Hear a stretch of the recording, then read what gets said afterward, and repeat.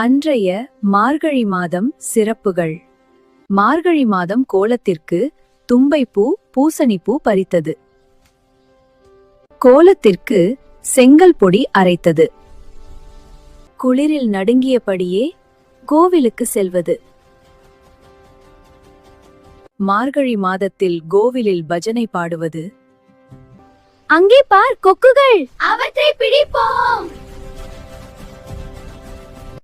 புல்லில் உள்ள பனித்துளிகளை கையில் சேகரித்தது. மரத்தில் இலைகளை உலுக்கி பனித்தண்ணீரில் நனைவது. ஐயப்பன் பக்தர்கள் குளத்தில் நீராடுவது.